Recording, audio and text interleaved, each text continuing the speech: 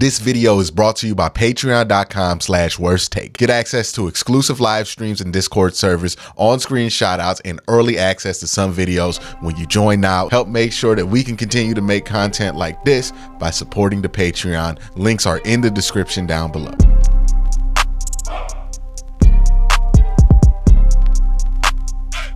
I try to avoid talking about rumors on this show. And the reason I try to avoid talking about rumors on this show is because I think it's unfair to the audience to get their hopes up or to get them speculating about things that I know not to be true. Like, I despise when I see people talk about things that they know aren't going to happen as if it could happen just because it's easy to make a topic about it, easy to push a video out, and easy to fool a couple people into clicking that video, into watching that. That's just not how I want to get down.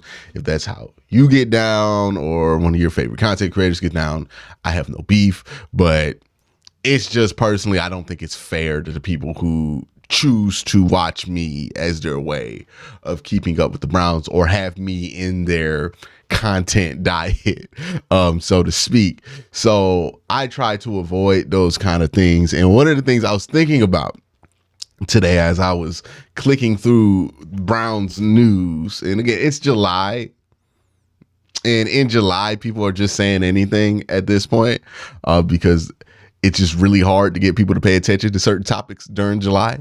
But I was looking at some topics to see, hey, is there anything out there that needs to be talked about or addressed? And as I was looking through some of these topics, I thought none of these topics individually are something I need to address, but maybe the whole thing. And maybe it's about media literacy, because I think we don't have the greatest media literacy. And I say we, I mean like just people in general in this era of humans don't have the best media literacy. I think you see it every day. If you ever pop on Twitter or Threads or whatever website you choose, you can see the lack of media literacy that people have. And I think that sometimes the way we write articles or the way that we headline things kind of contributes to that. And it contributes to people getting excited about things that even in the article you could tell are written as if they're not going to happen. So the first thing I saw was this article here about Aaron Donald being traded to the Browns, or possibly being traded to the Browns. And I saw this, I was like, what? Because I know that to be ridiculous, right? And it wasn't just this one, right? There was one on Fansided. There were multiple people talking about this. Now, how does this come up if it's completely unsubstantiated? Well, this is how it comes up. And we'll go through the articles to see specifically where everything comes up. And Jason McIntyre of Fox Sports, he's the guy that sits in a little desk next to Colin Cowherd, just so we all know who we're getting the breaking news from, is Colin Cowherd's a wee man or the guy that sits next to Colin Cowherd. That's who we're getting the information from. So Jason McIntyre made 5 bold predictions regarding the NFL this year. Arguably, his prediction for the Rams is his safest pick. Jason McIntyre then, when he made the prediction, said, I could see them being one of the worst teams in the league, and thus they decide to pull the trigger and trade Aaron Donald. Basically, their only good defender. Look at the PFF stats. It's abysmal. I know that they won the Super Bowl going with Stafford, Kupp, and Donald, but then everything fell apart. They lost Jalen Ramsey, their best corner, who basically shut down on one side of the field. Middle linebacker. This is basically Jason McIntyre's opinion. Right? So what happened here was Jason McIntyre said, hey, one of my bold predictions is that Aaron Donald could possibly get traded. Did not substantiate that with, I'm hearing Aaron Donald could get traded, or I'm hearing Aaron Donald wants out, or that it's imminent. He's saying, hey, maybe by the trade deadline, Aaron Donald could be traded. Then other people heard that and said, well, if he maybe could possibly get traded at the trade deadline because Jason McIntyre has a hunch, well, maybe he could, might possibly, maybe not really, we all know, get traded to the Browns. Now let's talk about this as if this is a real rumor. And see, what happens here is that this is reported as a trade rumor.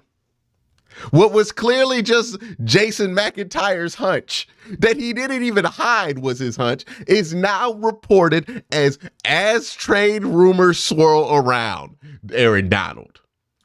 Aaron Donald trade rumors. Could the Browns be a landing spot? Why?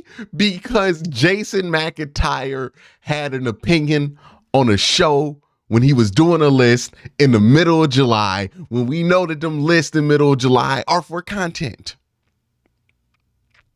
And then you get Twitter accounts that take advantage of the vagueness around it, that tweet out stuff like this. And this might not seem insidious to you at first glance, but I'll explain to you why. This is like kind of scummy. Well, not scummy, but sleazy. NFL Rumors tweets out, hashtag Rams Aaron Donald could be traded by the trade deadline if the season starts bad, at per Fox Sports. Now, that came from Jason McIntyre's opinion that, hey, if they stink, I could see the Rams trading Aaron Donald. All of a sudden, because of Fox Sports report. If you don't know any better, if you're just a dude who works a lot and can only check on, or a woman who works a lot, who can only check on the rumors every once in a while at work, you see that and you assume, oh, Fox Sports, Jay Glazer reported that. It ain't even a report. And it's just not Drew McIntyre, shout out to the former WWE champion. It's just McIntyre's opinion. This is what I mean, Jason McIntyre. I forgot the homie's name in like 2 seconds. Jason McIntyre's opinion. But we get this, somebody tweets this, they make it seem like an actual rumor, and now we're talking about Aaron Donald getting traded as if it's actually happening. And if this phenomenon sounds very familiar to you as a Browns fan, it happens in the local market all the time, where a beat reporter is stating an opinion. But then maybe a talk show or maybe a rumor page picks up that opinion as if it's a rumor. And then people run with that rumor and then put different angles on that rumor and report those angles on the rumor as if they're actual rumors and reports.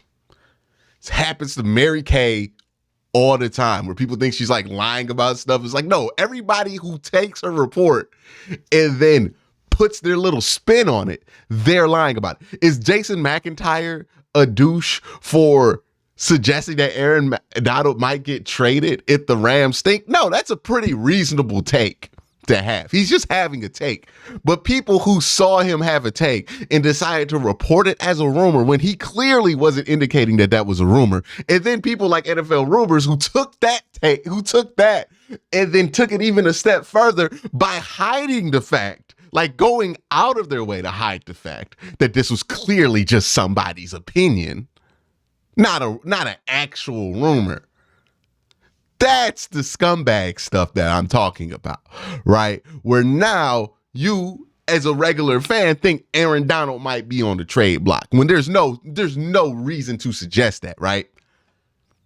Media literacy means knowing who to trust. Even if you don't like those people, there are people who you trust because they come out with reliably true information. Feel how you feel about Mary Kay, but usually when she reports something, about the Browns organization, not necessarily players. She has a iffy track record when it comes to how players feel about stuff because people don't really talk to her anymore. That's more on the Josina side of things. But when it comes to like what the organization wants to do, she's locked in. If she reports something and frames it as a report, it's probably going to be true. Okay. If Josina says something about a wide receiver on your favorite football team, it's probably true. It probably came from them, right? There are reporters who have inroads with different sections of the team. And this also comes up a lot when people use conflicting reports from two different sides to say that one side is actively making stuff up while the other side is not.